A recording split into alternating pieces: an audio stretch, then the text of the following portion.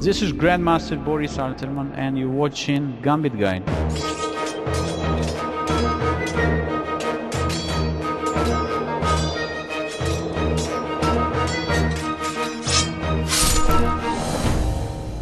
Hello and welcome everybody. We continue today our course on Gambit Guide, which is Scandinavian Gambit. And after e4, d5, e takes d5, this opening line becomes quite popular recently because black immediately trying to get rid of white center pawn and to get I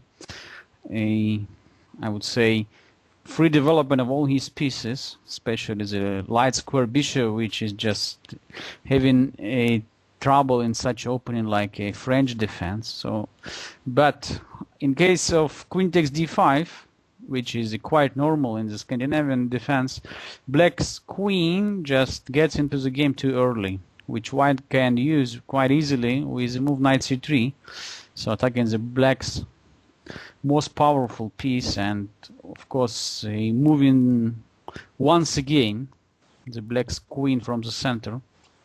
After queen a5 and d4, of course we are getting the normal position of the Scandinavian defense. Indeed, after e takes d5, black has another alternative, so knight f6. So black would like to capture d5 pawn, not with the queen but with the knight later on. Definitely white could just simply allow black doing that after simple move like d4. Still after knight takes d5, the position is quite complicated and black is ready to fan-chatter his bishop to g7 after g6. And then after castling, finally to challenge white center by e5 or c5 ideas, of course. Indeed, after knight f6, white has temporary material advantage and could support this d5 pawn, but by the simple move c2, c4. After which black is almost forced to offer white the gambit variation, so to offer the pawn sacrifice. So this position after c4, it was quite even today we can find it even in the top games. However, after c6, white usually is not accepting the pawn sacrifice and trying to play d2 and d4, getting into the pawn of attack of the Caracan defense, which we can reach with the different moves order: e4, c6, d4, d5, e takes d5, c takes d5, and c4 when knight f6 just reach the similar position we just looked on. What would happen in case white decides to accept the sacrifice after d takes c6? In that case, black is getting just quite serious development advantage, and the position quite reminds us the situation which we studied in the Scotch Gambit or Danish Gambit, or even in the Evans Gambit, when thanks to better development and control over the center squares, black quite easy could bring all his pieces to the center after e7, e5, take more control over the most important part of the chessboard, these four squares, and by developing the bishop on c5 and then other bishop to f5 or g4, just to get a quite serious compensation for the small material deficit. For the first time, this position happened in the game between Mortal James and Blackburn Geoff Henry in London tournament 1887. After knight f3, e5, d3, and bishop f5, so we already could see that it is not so simple for white to play this position. Black is intending the d3 pawn, in mind queen d7 maybe, with the idea to increase attack against the d3 pawn after long castling. So black's dark square bishop is quite easily could find quite good square on c5 or even on b4, and the full control over the strong outpost on d4 definitely gives black just very strong compensation for a pawn. After knight c3, bishop b4, and bishop g5, h6, bishop takes f6 and queen takes f6, black got even two bishops advantage, and still the long castling is on the air, after which d3 pawn would be quite significant problem for white. Queen c2. But now, when white's queen went to c2, that knight d4 idea becomes another difficult problem for white. So, Joseph Henry Blackburn just completed his development and played short castling, so he decided that the rook could come to e8 quite fast, and the other rook, of course, the most natural square, is on d8. Long castling. Otherwise, for white, it's quite difficult to stop knight d4 threat. Bishop takes c3. Queen takes c3, and black opens up the position of white's queen side. b5, with idea to get the control over the c file, where also queen and also king are situated. So it's quite dangerous for white to play c takes b5, because after rook a to c8, it's quite difficult to avoid the material losses. Let's say in case of b takes c6 and rook takes c6, the queen is gone. Indeed, after save move b3, black got very strong attack, b4. So there is no way to avoid opening the a file. Queen b2 and a5. So black is intending now a4. Knight e2. a4, knight a4, and this is another positional mistake, because after trade of this strong knight, bishop takes e4 and d takes e4, all dark squares and in the black hand. A takes b3, a takes b3, queen f4 check. So the knight is coming soon on d4, rook d2, and instead of capturing the pawn on e4, black simply continued his pieces development, rook f to d8. So suddenly white has no any defense. For instance, after bishop e2, we just simply trade on d2, and after queen takes d2 and rook a1 check, or rook or queen. So white is just, king is overloaded, and just white cannot escape from the huge material losses. So you can realize that even move like g3 doesn't help so much, since once again black is having this powerful move. Check, check, check, and with the next move, rook is coming to the second rank, and the white's king is going to be mated.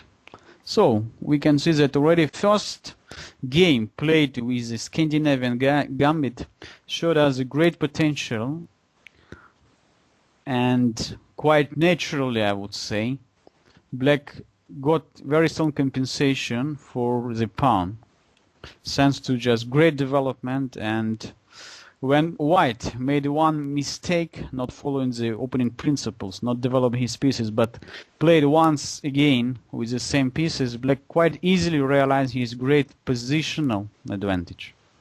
Just 20 years later, Emanuel Lasker played in Berlin simultaneous exhibition, and after e4 d5, e takes d5, knight f6, c4, I guess was quite surprised when his opening answered c6. So even the second world champion was not so successful in meeting this strong opening line. After knight takes c6, look once again the position of the pawn on c4. This pawn doesn't help white's development at all, and only creates weak square on d4 for black pieces. And this key point we also could see in the next game.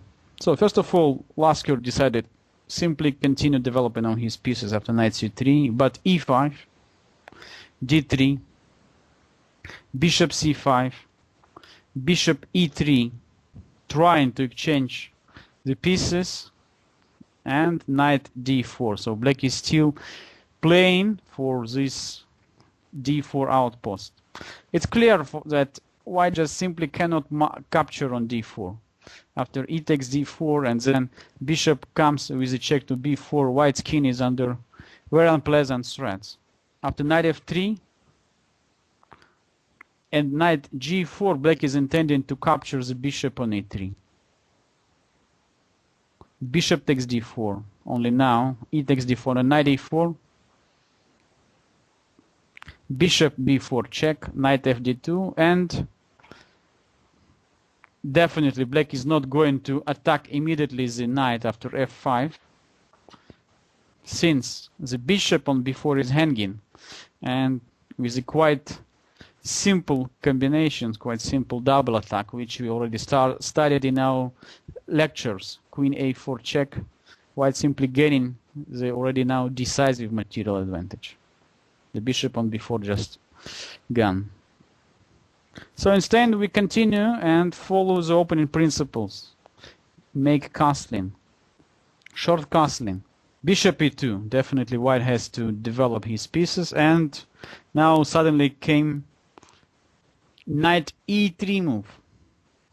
Using the tactical opportunity, so black is going to open position for his two powerful bishops, f takes e3, d takes e3, so knight on d2 is pinned. It's necessary to castle, but now black gains back the material after e takes d2, knight takes d2, and queen d4, and after king h1 and queen takes b2. Black is having just two bishops in the open position. White's king is not so safe on h1, and after black just regroup all his pieces, white position will become very, very dangerous.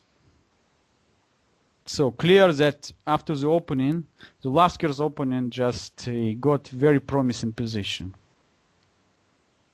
Knight e4. White is trying to keep his pieces in the center. Indeed, this knight on e4 just cannot stand on e4 for a while, since black always could attack it after f7 and f5. But first of all, of course, black has to avoid rook a b1 threat, which attacks the b4 and b2 queen at the same time. Queen d4, rook b1, a5. So black is already intending f7, f5, and white hardly even could stop it. Probably Lasker had to forget now about active moves and to play something very safe like bishop f3. Still after bishop f3 and maybe h6, and later on black just simply continued developing bishop to e6, and then rook comes to d8. The problem of white weak pawns in the center could be quite serious. And don't forget that black at the right moment could always push f7, f5. Indeed, Lasker, as usual happened in the simultaneous exhibition, just decided to attack the queen and played queen f4, rook f4, intending just to make discovery check after knight f6. Strangely enough, this move is a serious tactical blunder, because after the black's f5 answer, the knight cannot go to f6 anymore. So black's queen is just simply captured. And at the same time, white's knight cannot move to any other places because the rook on f4 is just on the air. So after queen b3, white is trying his last chances. So the first trap. Now if f takes e4, suddenly instead of winning, black just getting into the trouble. c4, c5, just locking the only defender of the rook on f8, and black is just losing his extra piece, since only move for now to avoid the checkmate after rook takes f8 is bishop to e6. King h8, as I explained, the f8 rook now was not protected anymore. So the first trap, Lasker's opponent quite successfully avoided and played bishop to e6. Now there's nothing could save already. The knight on e4, and Lasker trying his last knight g5 move. After queen takes f4 and knight takes e6. So black now under the double threat. The queen on f4 and rook on f8 is under threat, and it looks like now white is gaining back the material and could successfully defend his position. Queen e5. Knight takes f8 and queen takes e2.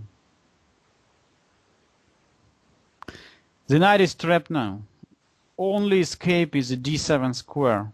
So Lasker of course played knight d7, but black continued his attack against white's king. So unfortunately white pieces lost the harmony, and white's king is under decisive mate attack, which once again Lasker's opponent just quite brilliantly used. Bishop e1. So now white's discoordinated pieces cannot save his king. Black is intending queen f1 with a checkmate. c5 check. King h8. h3 only chance. Queen f1 check. King h2 and f4. White is just completely hopeless against the bishop g3 check, and this will be mate, of course. So after rook takes e1 and queen takes e1, once again white cannot even move with his queen and to capture the pawn on b7, because after queen g3 check, king g1 and rook e8, there is no any way to stop rook e1 with a decisive mating threats over the back rank. So Lasker played in this position d4, and once again his opponent just choose the most precise continuation. When you have material advantage, it's a good idea always just to exchange pieces. And queen g3 was played. Queen take g3, f take g3, king take g3, and after seeing the last move of his opponent, rook a to d8, so black is just coming with a decisive attack against white's d4 pawn, since white's knight from d7 has to escape to e5, so black is just gaining pawn on d4, and all white weak pawns are gone very soon. So Lasker decided at this position already to call it a day and just resigned. So it was once again one of the first, I would say, experiences of play the Scandinavian gambit, and once again it was very, very successful. In this game, Lasker's opponent, Benish, showed just quite interesting way of developing the initiative in the Scandinavian gambit. When I looked at other examples of what kind of difficulties white has to fight against the black's development advantage, which we can reach in the Scandinavian gambit, I would like just to show you a few quite famous traps which could happen in such a position. So one game played in 2009 between Monir and Pascal in the Spring Festival. After e4, d5, e takes d5, and knight f6, c4, c6, d takes c6, and knight takes c6. White played knight f3, and after e5, knight c3. So strangely enough, this quite obvious move when white is continued developing his pieces becomes a quite serious error, which black could easily punish after e4 move. So black is winning more territory, takes more control over the d4 and d3 square. And I believe that white was just, when looked at this position, was hoping that after queen e2, it's not so easy for black to protect this pawn on e4. Indeed, after queen e7, white's knight has no square to escape. In the game, after knight g1 and bishop g4, fantastic move, which looks very simple, but in our case is just decisive. Look at the position. White cannot move the queen. After queen e3 and knight b4, there is nothing could prevent black's knight from achieving the c2 square with a decisive triple attack. It's already it's such a powerful fork.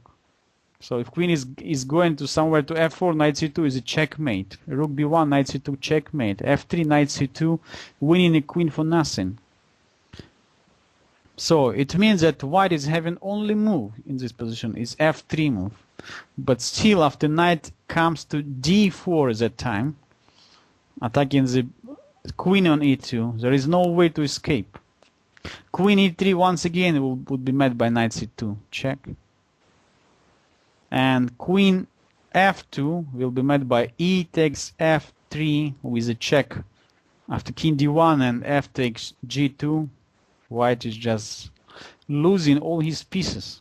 Such a great domination of black forces in the center. And definitely the last knight e2 or bishop e2 is going to lose anyway after any. Just simply I could capture with my pawn on e2, or I can first play knight c2. It doesn't change anything. White is losing at least one piece. So just 8 move and white resigned. Let's look at one more game. Played between Samuel Mariana and Susan Lalic in the United Kingdom National League in 2007. So in that game after e4 and d5. So by the way, Susan Lalic is a grandmaster. She plays for England national team in the Olympiad many times. After e4, e takes d5 and knight f6, c4. So she just simply sacrificed the pawn after c6, like we studied already. D takes c6, knight takes c6. And suddenly your opponent played b3. e5, bishop b2. And in that case, of course, black is just continue pressing on white's position after bishop c5. So development of the bishop on c5 is very important because black always having a lot of opportunity against white's weakest spot in the opening is the f2 pawn. After knight c3, black cannot attack white's position immediately after knight g4 because this could be met by knight e4 move, and at the same time black just cannot protect the bishop on c5 and to continue to attack the pawn on f2. Bishop g4 is very interesting. White cannot move knight f3 because after e4 we have a lot of troubles. The knight on f3 is pinned. White cannot move bishop e2 because in that case we can use quite typical combination which already we studied many times in the Philidor defense, in the Danish gambit, in the Evans gambit, and this combination is based on the black's better control over the center squares. And the move would be queen d4 when white cannot avoid the immediate checkmate threat on f2. So the bishop on g4 just preventing white's knight to cover f2 square from h3. So after knight h3 move, we just simply remove this only defender, bishop takes h3, and the game is finished immediately. So after bishop g4, white also cannot move the queen after, let's say, move like queen c2 once again. So black just gaining more and more tempi after knight d4. So f3 is the only chance, but in that case after bishop f5, black is intending to bring the knight to b4 and then or to d3 on to c2. So such a great control over the center squares moved white to attack the black's bishop after g4. So trying maybe to move the light square bishop later on to g2, maybe this knight to h3, but of course There's not so great strategy to move only your pawns in the opening. So black's, I would say, positional advantage, the greatest development of all his pieces, just allowing us to finish the game with a quite simple combination, which Susan Polgar, of course, easy found. So she just played knight take g4, which forced her opponent to resign immediately. Since this simple sacrifice allowed black's queen to join the attack with a decisive effect. After f take g4 and queen h4 check, king e2, it's the only way to stop the check, and then queen f2, the checkmate. So just in opening, white cannot complete his simple task of development the pieces because black's initiative just developed so fast. So once again we can see how easy black could punish white's undeveloped position. It's just no way for white to waste so much time with the development of the bishop on b2 when all his king side is just sleeping. Okay, let's go for the next example. This game played in 1987 in Dortmund Open Tournament between Rolf Seeberg and Bogdan Stanescu. After e4 d5, e takes d5, and knight f6, c4, c6, d takes c6, and knight takes c6. So this time white choose to develop the king side, knight f3, e5, d3, and now very interesting next move. So usually the black is developing here the bishop on c5 or bishop to f5. Indeed, we have opportunity to break the center after e5, e4 move. The point is that after d takes e4, queen takes d1, king takes d1, black not only opened up the position, but also white's king lost the castling right. And after knight takes e4, black pieces are very fast reaching the great position. So the bishop could be developed to c5, to g4, long castling, white's king still stuck in the center. So we just almost cannot feel any material advantage from white side when all black pieces are extremely active. So here is a full domination. By the way, the e4 move also was used by the grandmaster Michael Adams in his game against Murray Chandler, which we will study later on. So in that game, after e4, queen e2, bishop b4 check, bishop d2, and short castling. So black completed his development very fast. D takes e4, and here simple combination, knight takes e4. Definitely white cannot touch the knight on e4 because after rook e8 we can see that both king and the queen on the same file, so and white is going to lose his strongest piece. Indeed, after bishop takes b4, black suddenly answered rook e8, which I guess came as a huge surprise for white. So look at that. Having the extra piece, white just cannot save his queen. After queen c2 and knight takes b4, game just finished immediately, but white just simply resigned because there is no way to stop on knight c3 with a decisive attack against white's uncastled king, or knight g3 just winning the rook on h1.